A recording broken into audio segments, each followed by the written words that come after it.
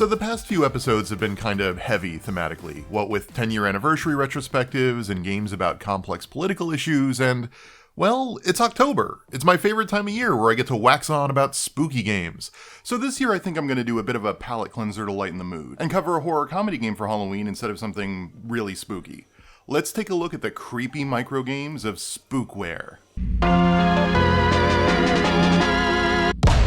Spookware began life as a game made for the 2-Minute Horror Jam, a game jam held in May through July of 2020. The jam was loosely based on the idea of the 2-Sentence Horror subreddit, and the goal was to create a short 2-minute horror vignette under the assumption that the short length would allow for more experimental approaches to horror in games. For example, There Are Ghosts in These Stalls, a game about a haunted trip to the bathroom that captures the discomfort of being vulnerable in a very public place.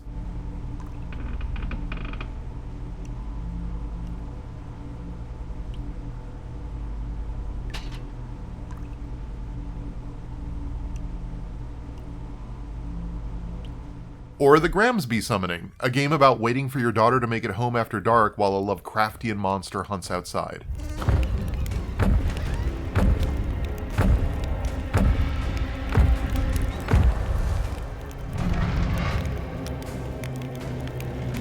And then there was Spookware, a game that was pretty shamelessly cribbing from Nintendo's WarioWare franchise, a series of microgames played in sequence culminating in a more complicated game as a boss fight.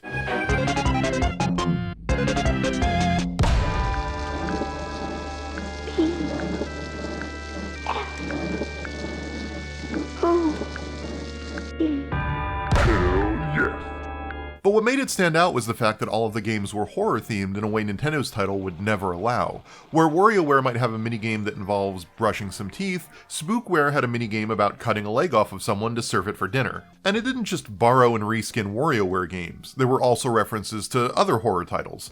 For example, a first-person bit that required you to collect pages from trees evoked the core loop of Slender.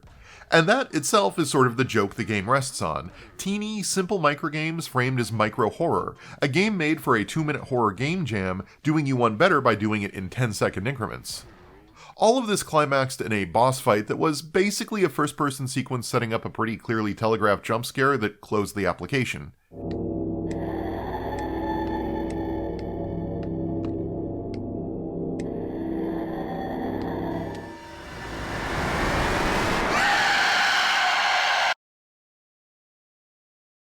It was less scary than it was goofy, and it fit the game's overall absurd tone. It was a game that loved horror movies, horror games, and spooky things in general, and celebrated them with a comedic flair. Spookware was, for a 2-minute-long game jam game, a pretty big hit. It got write-ups in game sites like Kotaku and horror blogs like Bloody Disgusting. And it was clear that the creators Adam Pipe and Victor Krause had created something that was resonating with people. And knowing that, they decided to pursue a more fully fleshed out version of the idea. That version materialized last year in the third Dread X collection.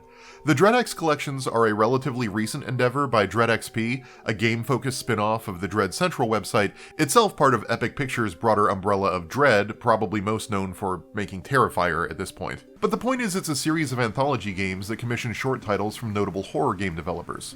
The games in each anthology are of a more moderate length than the games intended for the 2-minute game jam, usually a half an hour to an hour of play. And this is where we first see a more refined version of the Spookware idea in Spookware at the Video Store. This time, instead of a contextless homage to various horror scenes and games, we get a proper introduction. The Skelly Bros, Lefty, Middy, and Righty, are 3 skeletons looking for something to do this weekend when they settle on a grand idea, a horror movie marathon.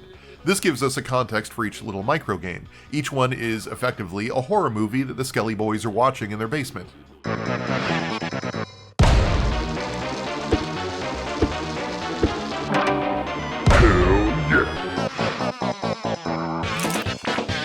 And in addition to a narrative context, there's a clearly refined visual style. The game has a low poly meets cardboard cutout look with a bit of vertex wiggle that makes everything feel a bit like you're playing with a diorama rendered on a PlayStation 1. This works well for unifying the game. All of the microgames can now support a similar art style, and the artifice of it all makes the horrific imagery play more comedically.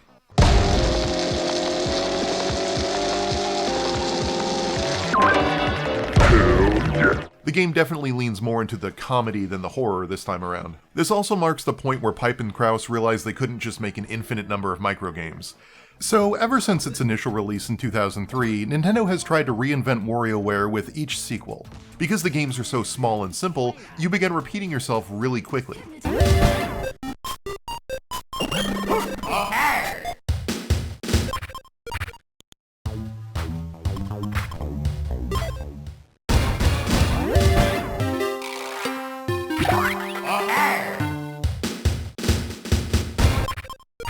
There are time the button press games, and spam the button games, and line yourself up in 2D space games, and a handful of other mechanics that can be done in about 10 seconds. You can spruce them up with different visual stylings, but eventually you're asking people to play different riffs on the same thing masked by different content, and especially for indie developers, content is expensive.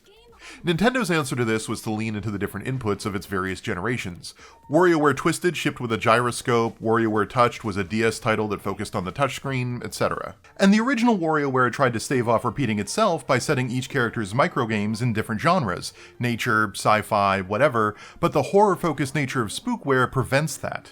The compromise that Spookware at the video store arrived at is to split the games by input. There is a chapter of games themed around the arrow keys, and a second chapter of games themed around using the mouse.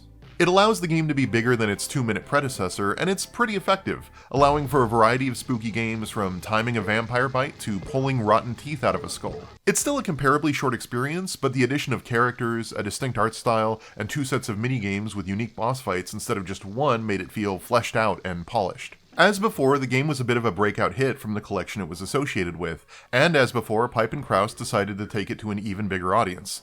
This time, Spookware would be a standalone title, the first non-DreadX collection to be published by DreadXP. But they were still faced with the problem of expanding on the WarioWare formula.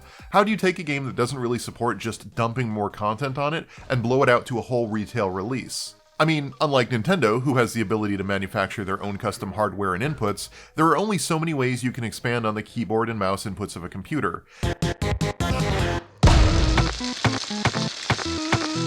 Hell yeah! Their conclusion was to explode each chapter out to its own little metagame that uses the microgames as individual challenges that could build up to a proper WarioWare-style level as a culminating boss fight.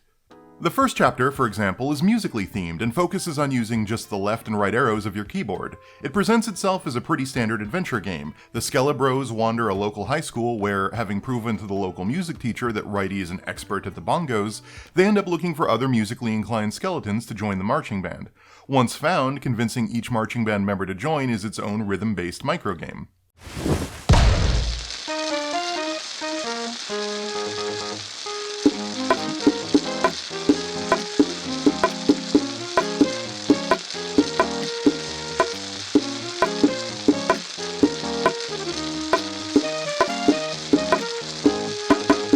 Hell yeah!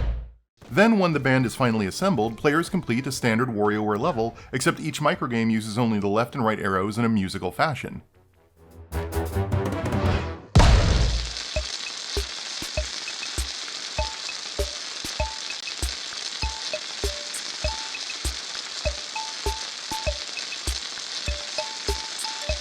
Hell yeah! And while all the chapters have a bit of an adventure title element, wandering an open area and asking NPCs about things, the mechanical focus shifts from chapter to chapter. After completing the school, the Skelebros end up on a cruise where a fellow passenger is murdered. Microgames unlock items to use in a Phoenix Wright-style detective system where you eliminate suspects by contradicting their statements with your evidence.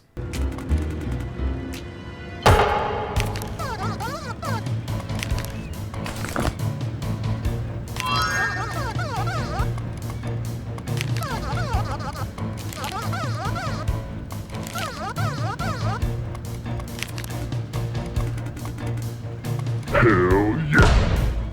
And then there's the third chapter, which borrows heavily from Diner Dash, asking players to balance playing the microgames to create dishes while making sure customers are being taken care of and tables are being cleaned.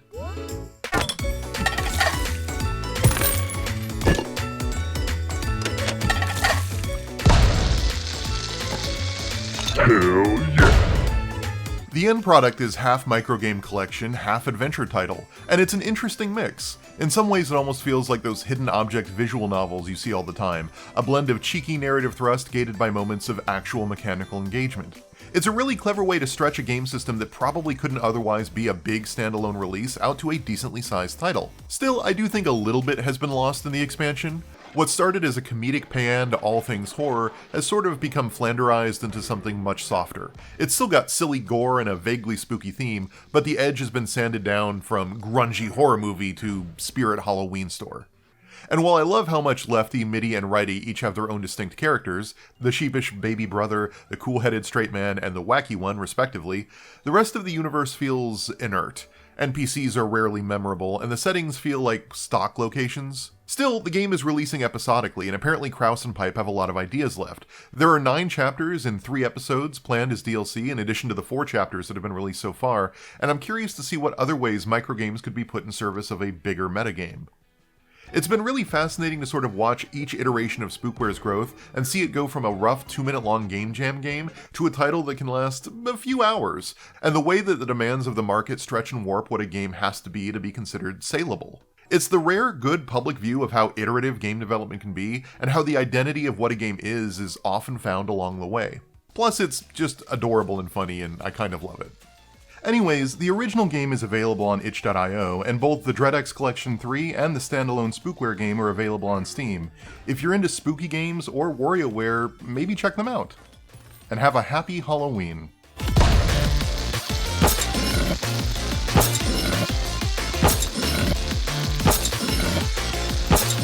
Hell